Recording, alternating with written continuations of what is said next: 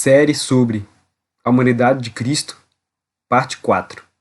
Eu gostaria de saudar todos com o texto de Atos 4, verso 12, que diz assim: Em nenhum outro há salvação, porque debaixo do céu nenhum outro nome há, dado entre os homens, pelo qual devamos ser salvos. Então hoje nós vamos estudar este tema: a humanidade do Filho de Deus é tudo para nós. Se você quer estudar uma questão profunda, você deve fixar sua mente no estudo da humanidade de Cristo, pois a humanidade de Cristo é a coisa mais importante e mais maravilhosa jamais ocorrida, quer na terra, quer no céu. Mas a pergunta é: o que os líderes da Igreja Adventista pensam sobre isso? O Instituto de Pesquisa Bíblica da Associação Geral da Igreja Adventista publicou este aviso: a Igreja Mundial nunca viu esses assuntos da natureza de Cristo e da natureza do pecado como essenciais à salvação ou à missão da Igreja remanescente. E depois ela continua dizendo: esses tópicos precisam ser postos de lado e não serem destacados para o nosso povo como questões necessárias. Observe que absurdo que a igreja está falando.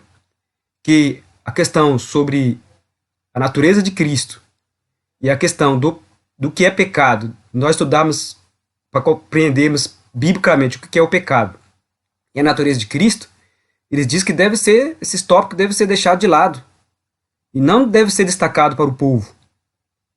Então, irmão, esse conselho dos líderes da Igreja Adventista, infelizmente, não deve ser obedecido. Porque o conselho de Deus não é esse. Primeiramente, vamos considerar o que a mensageira do Senhor escreveu. Observe. Ellen White diz: a humanidade do Filho de Deus é tudo para nós. É a corrente de ouro que liga nossa alma a Cristo, e por meio de Cristo a Deus. E isto deve constituir nosso estudo. E o estudo da encarnação de Cristo é campo frutífero, que recompensará o pesquisador que cave fundo em busca de verdades ocultas. Mensagens Escolhidas, volume 1, página 244. O primeiro ponto que ela fala aqui é que a humanidade de Cristo é tudo para nós. Se a humanidade de Cristo é tudo para nós, devemos com reverência tratar de entender bem esse tema, pois algo que é tudo para nós tem que ser importante. O segundo ponto que ela diz aqui no texto é que a humanidade de Cristo liga nossa alma a Ele, a Cristo. Porque quando nós compreendemos o grande amor de Cristo em vir aqui na terra, se tornar homem, morrer por nós, e para sempre ele vai ter agora a forma humana, e ele morreu para sempre, para a sua forma que ele tinha. Quando nós passamos a compreender isso, irmão, isso realmente liga a nossa alma a Cristo de tal maneira que a gente cai aos pés de Cristo e nós amamos Ele com intensidade muito maior. Então a humanidade de Cristo liga a nossa alma a Cristo. E outro ponto que ela diz aqui, muito importante, que isso deve constituir o nosso estudo. E por ser tão importante, deve constituir nosso estudo. E por que devemos estudá-la? Porque é um campo frutífero, ela diz, e vai recompensar o pesquisador que cave fundo em busca de verdades ocultas. Então nós devemos cavar fundo e buscar cada vez mais estudar sobre esse assunto. Então, como os líderes da igreja podem dizer que não é importante e que devemos deixar de lado esse assunto e que não é essencial para a nossa salvação? Então não devemos dar ouvido ao que eles falam, porque isso não é bíblico. E para esses líderes que não conseguem perceber a importância de um assunto tão importante como esse da humanidade de Cristo, Ellen White faz uma pergunta interessante. Como poderiam esses mestres ler a palavra de Deus sem perceber verdades que ela ensina? O que acontece? Porque esses líderes que fazem faculdade, fazem PhD, dizem que é doutorado em divindade, não conseguem perceber a importância de um assunto tão importante como a humanidade de Cristo. Por isso que Jesus Cristo disse, irmão: graças te dou, ó Pai, porque ocultaste essas coisas aos sábios e entendidos e as revelaste aos humildes. Porque para os líderes, por exemplo, os líderes da igreja judaica, Cristo declarou o seguinte: errais não conhecendo as Escrituras, nem o poder de Deus. Eles não conhecem as Escrituras porque eles adotaram erros de outras igrejas em seus ensinos. E esses ensinos moldaram a sua adoração religiosa. Aconteceu no passado e está acontecendo hoje com nossos líderes. Eles adotaram erros doutrinários. Estão lendo teologia de outras pessoas. Ao invés de estudar a Bíblia e os testemunhos para aprender as instruções de Deus, eles estão lendo, buscando de outras fontes. E essas fontes têm manchado o entendimento deles. E isso molda a sua adoração religiosa. É por isso que Deus nos adverte a não confiar cegamente nos líderes. Observe bem essa declaração da mensageira do Senhor. Ela diz nos Testemunhos para Ministro, página 106. O grande perigo de nosso povo tem sido de confiar nos homens, os que não têm o hábito de examinar a Bíblia por si mesmos ou de pesar as evidências, confiam nos líderes ou nos dirigentes e aceitam a decisão que esses fazem. E assim rejeitarão muitos as próprias mensagens que Deus envia a seu povo, se esses irmãos dirigentes não as aceitarem. E aí o que está acontecendo? Então por que muitos desses líderes enganam o povo? Porque eles beberam de outras fontes. E o povo, ao invés de estudar a Bíblia por si mesmo, confiam nesses líderes. Aí são desencaminhados, são desorientados e perderão a sua salvação. O que devemos fazer? Então nós vamos examinar a Bíblia e os testemunhos sobre a humanidade de Cristo por nós mesmos. Vamos ver o que diz a Bíblia e os testemunhos por nós mesmos, sem confiar nesses líderes que beberam de outras fontes. Nós vamos ver aqui que em Gênesis capítulo 28, verso 12 e 13, Jacó teve um sonho muito interessante. A Bíblia diz: e sonhou, e eis uma escada posta na terra, cujo topo tocava nos céus. E eis que os anjos de Deus subiam e desciam por ela. E eis que o Senhor estava em cima dela, e disse: eu sou o Senhor Deus de Abraão, teu pai, e o Deus de Isaque. Esta terra em que estás deitado, darei a ti e à tua descendência. Então ele sonhou com essa escada. O que representa essa escada que Jacó sonhou?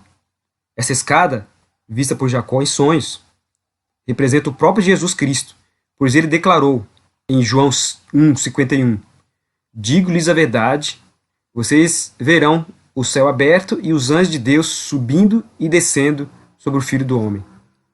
E o topo da escada representa a sua divindade, e os pés representam a sua humanidade.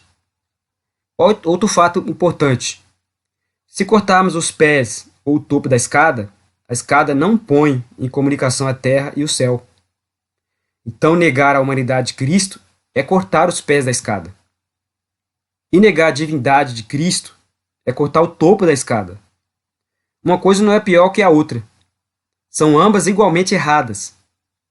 Ambas excluem o Cristo da Bíblia, o Salvador dos homens. Por isso que a mensageira do Senhor nos diz o seguinte. Ela diz: ao assumir a humanidade, Cristo plantou a escada firmemente sobre a terra. Ela alcança o mais alto céu, e a glória de Deus irradia de seu topo e ilumina toda a sua extensão. Enquanto os anjos passam de cá para lá com mensagem de Deus ao homem, com petição e louvor do homem a Deus. Na visão de Jacó, era representada a união do humano com o divino em Cristo. William Herod, 11 de novembro de 1890. Está aí a mensageira do Senhor confirmando tudo o que falamos. E é muito claro a Bíblia que Jesus participou da nossa natureza humana tal como a vemos hoje. A natureza de Cristo era perfeitamente idêntica à nossa. Ellen White nos diz: como Deus, ele não podia ser tentado, mas como homem, podia ser tentado, e isso fortemente, e podia ceder às tentações. Sua natureza humana foi criada, nem sequer possuía os poderes angélicos. Era humana e idêntica à nossa. Então a natureza de Cristo era idêntica à nossa. Guarde bem isso. E Isaías 9, verso 6, nos diz: porque o menino nos nasceu, um filho se nos deu. Então, a nós é que nasceu uma criança, e foi a nós que o menino se nos deu. Não a uma natureza humana não caída, mas a nós, assim como nós achamos em nossos pecados. E João escreve que o Verbo, o Filho de Deus, que existia no princípio com o Pai, ele diz que o Verbo se fez carne e habitou entre nós. E Paulo, em Romanos 8, verso 3, diz: Deus enviando o seu Filho em semelhança de carne pecaminosa. Então Paulo diz claramente que a carne que Cristo se fez era carne do pecado, ou carne pecaminosa. E Ellen White também confirma: ele, Cristo, tomou sobre si nossa natureza pecaminosa. E no outro texto ela também confirma: ele tomou sobre sua natureza sem pecado a nossa pecaminosa natureza, para saber como socorrer os que são tentados. Isto não quer dizer que Cristo se tornasse um pecador, que tal pensamento seja banido sem demora e para sempre. Jesus jamais pecou. Então, o que significa dizer que Cristo veio em carne pecaminosa? Tanto Paulo como Ellen White confirma. O pioneiro J.M. Stevenson diz: dizer que Deus enviou seu próprio Filho à semelhança de carne pecaminosa equivale a dizer que o Filho de Deus assumiu nossa natureza. Então, quando Ellen White diz e Paulo, que Jesus tomou a nossa natureza pecaminosa, é que ele tomou a nossa natureza, com inclinações hereditárias para pecar, mas não pecou. Não cedeu nenhuma das inclinações. Então, Cristo manteve nossa pecaminosa natureza por 33 anos. E Paulo diz que ele foi tentado como nós. Olha só o que diz Paulo. Ele diz: como nós em tudo foi tentado, mas sem pecado. Hebreus 4,15. Então, irmãos, observe que ele foi tentado como nós, e não como Adão antes da queda. E presta atenção nisso. Somente em nossa natureza pecaminosa e decaída, Cristo poderia ser tentado como somos. Ele, como nós, em tudo foi tentado, porque ele era em tudo como nós. Então Jesus não poderia ser tentado como nós se ele tivesse uma natureza diferente da nossa. Somente em nossa natureza pecaminosa e decaída, ele poderia ser tentado como somos. E Ellen White confirma, novamente, olha só, um corpo humano, uma mente humana, com todas as propriedades peculiares. Ele era osso, cérebro e músculo, um homem da nossa carne. Ele estava cercado com a fraqueza da humanidade. Ele pisou nossa terra como homem. Ele tinha razão, consciência, memória, vontade e afetos da alma humana, que estava unida à sua natureza divina. Mas um texto confirmando que Jesus era em tudo semelhante a nós, em nossa natureza. Claro que não no pecado, porque nós cedemos às nossas inclinações. Jesus não cedeu. E novamente ela diz: revestindo com humildade a minha divindade, suportarei toda a tentação com que o homem é assediado. Chamarei em meu auxílio os poderes do céu, para que homens e mulheres imbuídos do meu espírito vençam como eu venci. A realização dos meus propósitos em favor da humanidade degradada requer que as forças divinas e humanas sejam combinadas. Jesus viria para que homens e mulheres, imbuídos de seu espírito, pudessem vencer como ele venceu. E ele diz que ele iria buscar do Pai as forças divinas para combinar com a sua humanidade, para que assim ele pudesse vencer. Assim também nós, também combinando a nossa humanidade com a divindade de Cristo, nós podemos vencer também. Preste atenção nesse próximo texto. Jesus nos fala: aprenda de mim, seja como eu. Ele era humano como você. Você quer uma coisa mais clara do que essa? Observe bem, ao nascer de Maria, Jesus não era exatamente como qualquer outro bebê. Porque nenhum bebê nasce com uma natureza divina. Mas no tocante à sua humanidade, esta era precisamente como a nossa ao nascermos. Jesus não era como todas as crianças, pois muitas crianças são mal orientadas e mal educadas desde o nascimento. Então Jesus não era como muitas crianças, como todas as crianças. Observe o que diz Ellen White. Não adianta dizer, como muitos escritores disseram, que Cristo era como todas as crianças. Ele não era como todas as crianças. Muitas crianças são mal orientadas e mal dirigidas. Mas José, que deveria ser seu pai, e especialmente Maria, sua mãe, manteve sempre diante deles a compreensão da divina paternidade de seu filho. Manuscrito 37, de 1898, página 2 e 3. Então, aqui ela deixa claro que Jesus não era como muitas as crianças. Jesus ele foi muito bem orientado, muito bem educado por sua mãe e seu pai. Eles foram orientados por Deus. E eles tinham certeza, plena certeza, né, da divina paternidade de seu filho. Por isso ela diz aqui, ó, o filho deles foi instruído de acordo com o caráter sagrado de sua missão.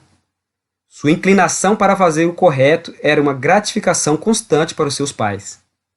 Isso foi trabalho da educação dos seus pais, que foi bem instruído e que sabia e conhecia a verdadeira educação. E eles passaram a verdadeira educação para o seu filho Jesus. Então Jesus não era como todas as crianças, mal dirigidas. Por isso Ellen White nos diz: uma das primeiras lições que a criança precisa aprender é a lição da obediência. Antes que a criança tenha idade suficiente para raciocinar, pode ser ensinada a obedecer. Então é dessa maneira que devemos educar as crianças, porque muitos são mal orientadas. Ela também diz, no Desejo de Todas as Nações: se vivemos em comunhão com Deus, também podemos esperar que o Espírito Divino molde nossos pequenos, mesmo desde os primeiros momentos. Nós vimos que João Batista foi cheio do Espírito Santo desde o nascimento, desde o ventre, porque desde o ventre ele foi bem educado por sua mãe. Mas se Deus não moldar as nossas crianças, veja quem vai moldar. O inimigo trabalhará precisamente por meio dessas crianças, se elas não forem disciplinadas. Alguém as disciplina. Se a mãe ou o pai não o fizer, o diabo fará. É exatamente assim. Ele tem o domínio. Então, irmãos, Cristo não era como todas as crianças. Muitas crianças são mal orientadas e mal dirigidas. E muitas são treinadas e educadas por Satanás. E Jesus foi bem educado e bem dirigido por seus pais, que foram orientados por Deus. Então, por que Cristo tomou nossas enfermidades e nossa natureza pecaminosa com inclinações para pecar e não pecou? No livro Essência do Bom Viver, Ellen White nos diz: o Salvador tomou sobre si as enfermidades humanas e viveu uma vida sem pecado, a fim de os homens não terem nenhum temor de que, devido à fraqueza da natureza humana, eles não pudessem vencer. Cristo veio para nos tornar participantes da natureza divina. E sua vida declara que a humanidade unida à divindade não comete pecado. Aqui está o ponto. A divindade unida com a humanidade não comete pecado. Ele viveu uma vida sem pecado, para dar certeza a você e a mim de que nossas fraquezas humanas não podem nos impedir de vencermos. Que podemos ser participantes da natureza divina. E que quando unimos a nossa natureza humana com a divina, não cometemos pecado. Essa é a garantia que Deus e Jesus Cristo nos dá. Amém? E no livro Mensagens Escolhidas, ela diz ainda um ponto interessante. Ela diz: em nossas conclusões, cometemos muitos erros por causa de nossos errôneos pontos de vista sobre a natureza humana de nosso Senhor. Quando conferimos à sua natureza humana um poder que não é possível ao homem possuir em seus conflitos com Satanás, destruímos a inteireza de sua humanidade. Então, quando ensinamos que a natureza humana de Cristo era diferente da nossa, que nós não podemos possuir em nossos conflitos com Satanás, estamos destruindo a humanidade de Cristo e atribuindo a Cristo uma humanidade diferente da nossa. Quando compreendemos corretamente a humanidade de Cristo, podemos ter a certeza, irmãos, de que podemos vencer como ele venceu. É por isso que a humanidade de Cristo é tudo para nós. Agora, com isso em mente, veja o que o pastor Wegel nos diz. Antes que este corpo corruptível se torne incorruptível, Deus demonstrará o que pode fazer apesar da corrupção e da mortalidade. Ele condenou o pecado na carne, mostrando que, mesmo em carne pecaminosa, ele poderia viver uma vida sem pecado. Sua vida perfeita será manifesta em carne mortal, para que todos o vejam nas últimas 7 pragas.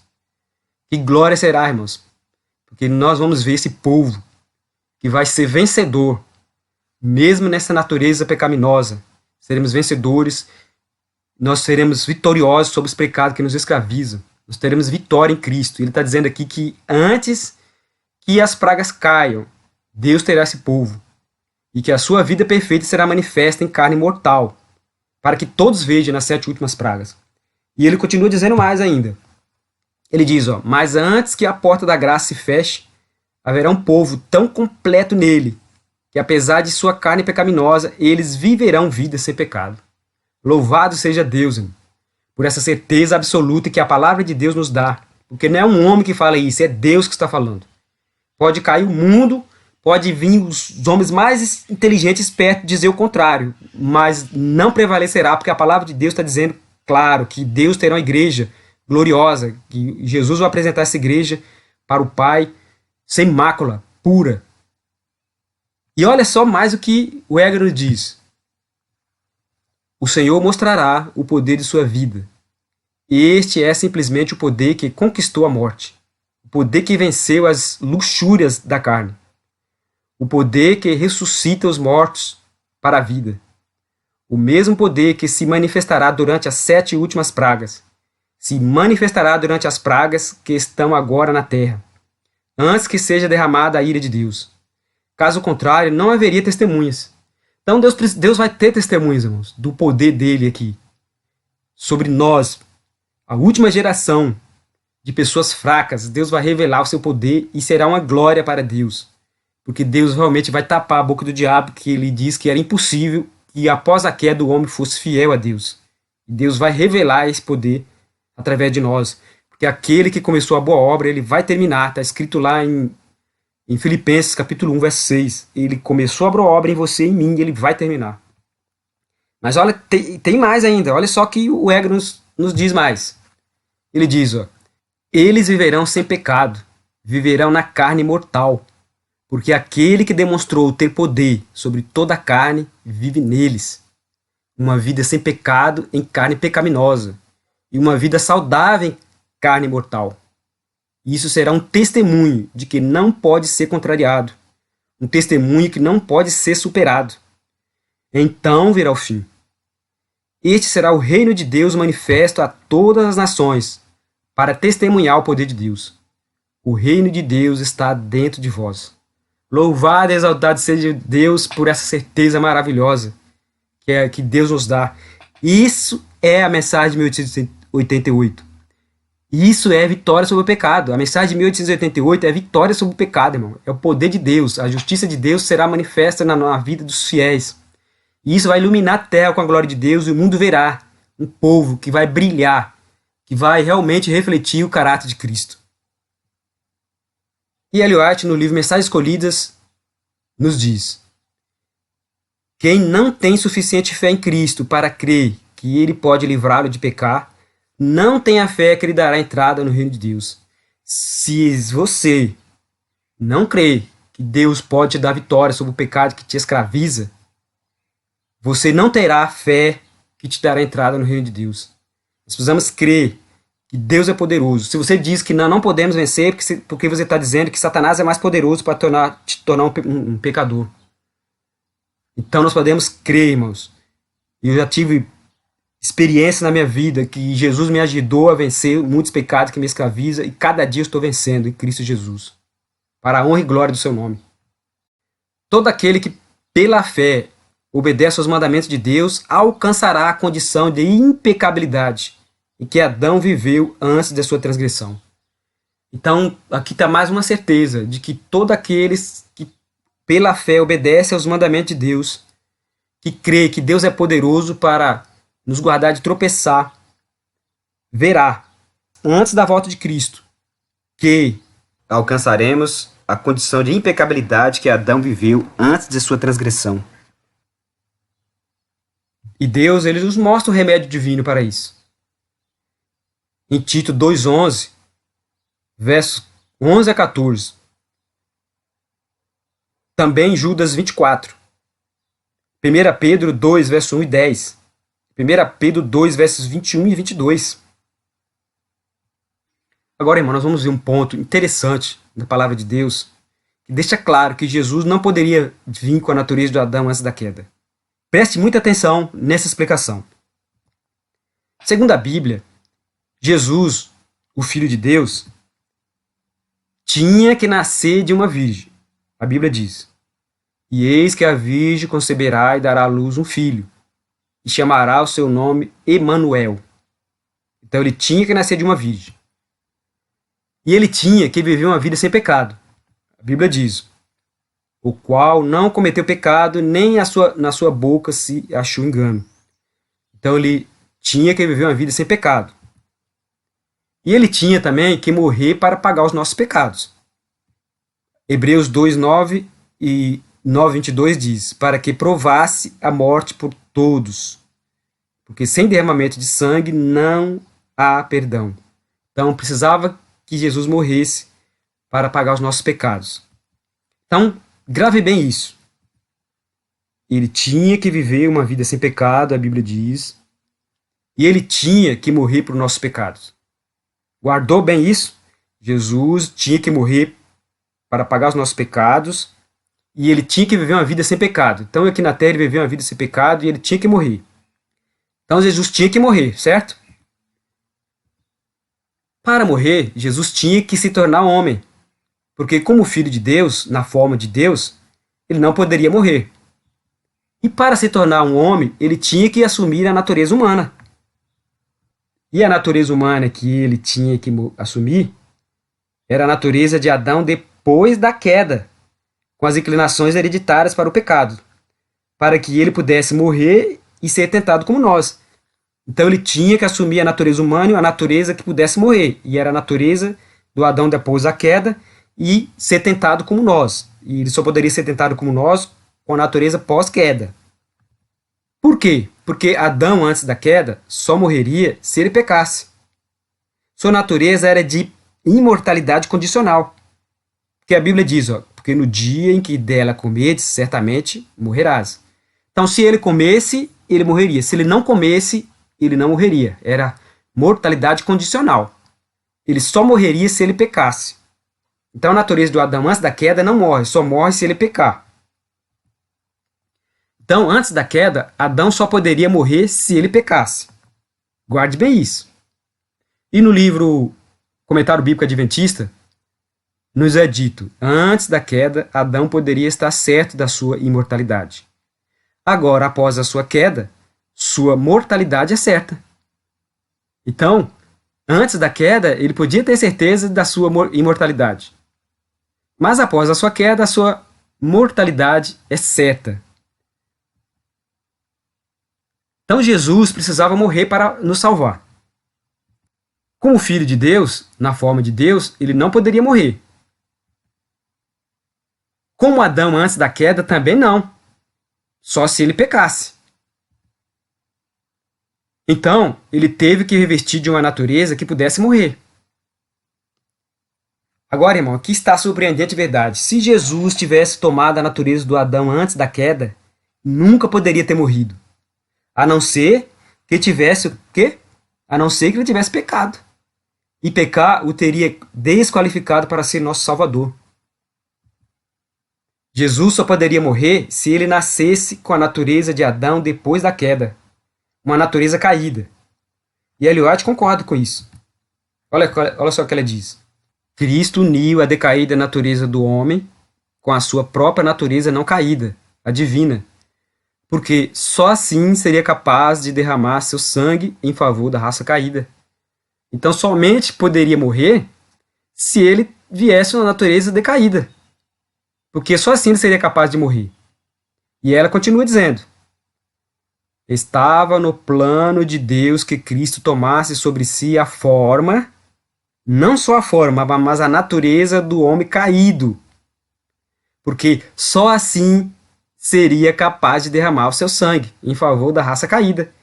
Então, para Jesus morrer, ele tinha que tomar a natureza de Adão pós-queda, não poderia tomar a natureza de Adão antes da queda. Então, aqueles que dizem que Cristo veio com a natureza do Adão antes da queda, sem as inclinações hereditárias para pecar, estão sugerindo que Jesus pecou. Por quê? Cristo morreu. Então, ele pecou para poder morrer. Então, Jesus tinha as inclinações hereditárias para pecar. Quando eu digo que Jesus tinha as inclinações hereditárias para pecar, eu quero dizer que quando ele era tentado, ele sentia os desejos e inclinações da carne, precisamente como sentimos quando somos tentados. Pois cada um é tentado pela sua própria cobiça, a Bíblia diz, quando esta o atrai e seduz. Jesus experimentou isso sem pecado, guarde bem isso.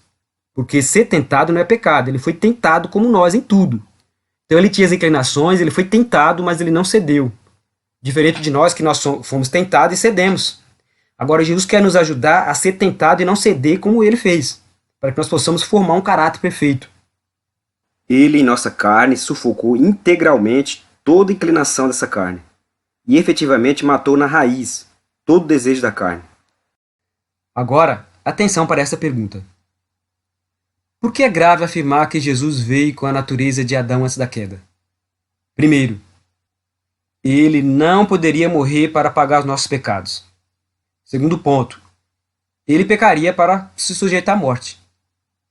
Porque o Adão antes da queda não pode morrer. Se ele veio com o Adão antes da queda, ele tinha que pecar para poder morrer. Isso é muito grave, afirmar isso. Terceiro ponto, quem afirma que Jesus não veio em carne pecaminosa é o anticristo. Olha só o que a Bíblia nos diz. Nisto conhecereis o Espírito de Deus. Todo espírito que confessa que Jesus Cristo veio em carne, que carne? Carne do pecado, como diz a Bíblia, é de Deus. E todo espírito que não confessa que Jesus Cristo veio em carne do pecado não é de Deus. Mas este é o espírito do anticristo, do qual já ouvistes que há de vir, e eis que já agora está no mundo. Então, uma das características do anticristo é que ele não confessa que Jesus Cristo veio em carne. Porque se ele confessar que Jesus Cristo veio em nossa carne e Jesus venceu em nossa carne, ele está admitindo que você e eu podemos vencer, e Satanás jamais vai admitir isso. O anticristo jamais vai admitir que nós podemos vencer na nossa carne, com as nossas inclinações, com a nossa natureza. Então, o anticristo não vai admitir. E aqui diz que é o anticristo que afirma que Jesus não veio em carne pecaminosa. Quarto ponto. Sendo então diferente de nós, ele não poderia ser nosso exemplo. Se Jesus fosse diferente de nós em nossa natureza, como é que ele poderia ser nosso exemplo? E como nós já vimos nos textos, Jesus é o nosso exemplo. E o quinto ponto, ele não poderia ser tentado como nós, contradizendo a Bíblia que diz que como nós em tudo foi tentado, mas sem pecado. Hebreus 4,15. Adão e os anjos foram tentados antes da queda, mas não como nós. E Jesus foi tentado como nós. E Ellen White diz: a aprovação de Cristo foi muito maior do que a de Adão e Eva, pois ele assumiu nossa natureza decaída. Então, a aprovação de Cristo foi maior, porque Jesus assumiu nossa natureza decaída, foi maior do que a de Adão. Adão, antes da queda, ele não tinha natureza decaída. E a de Cristo, ele tinha natureza decaída. Então a aprovação dele foi muito maior, Ellen White está dizendo. Sexto ponto. Não está de acordo com a verdadeira mensagem da justiça pela fé que Deus nos enviou em 1888, por intermédio dos pastores Jones e Wagner. E a mensagem deles é uma preciosa mensagem. E a mensagem de 1888 deixa claro que a humanidade de Cristo é pós-queda e que nós podemos vencer como Cristo venceu. E termino com esse maravilhoso texto de Ellen White. Muitos dizem que Jesus não era como nós, que ele não estava como nós estamos no mundo, que ele era divino, e então nós não podemos vencer como ele venceu. Mas isto não é verdade. Verdadeiramente, ele não tomou sobre si a natureza dos anjos, mas ele tomou sobre si a semente de Abraão. Isso está no livro Cristo Tentado Como Nós Somos, na página 3 e 4. Foi um sermão que Ellen White fez em 1894. E aqui ela está deixando claro, claríssimo, confirmando o que diz a Bíblia, que nós podemos vencer como ele venceu. Por quê? Porque ele tomou sobre si a semente de Abraão, a nossa natureza, e ele venceu, mostrando que nós também podemos vencer pelo poder de Cristo. Que Deus nos ajude, irmãos, que Deus nos abençoe, que você possa crer nessa mensagem e crer que Cristo venceu e que ele nos dará poder. Assim como o Pai deu a ele poder, ele uniu a sua natureza divina com a humana e venceu, nós também podemos unir a nossa natureza humana com a sua divindade para que nós possamos vencer. Deus abençoe você.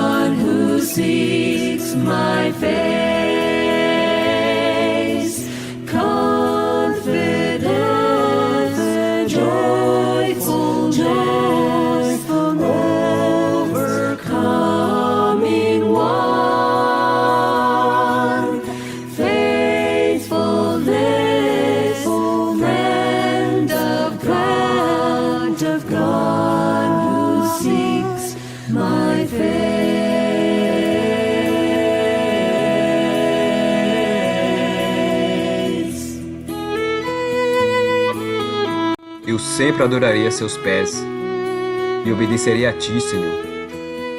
Fui feito por ti, e em nenhum outro há salvação, porque debaixo do céu nenhum outro nome há, dado entre os homens, pelo qual devamos ser salvos.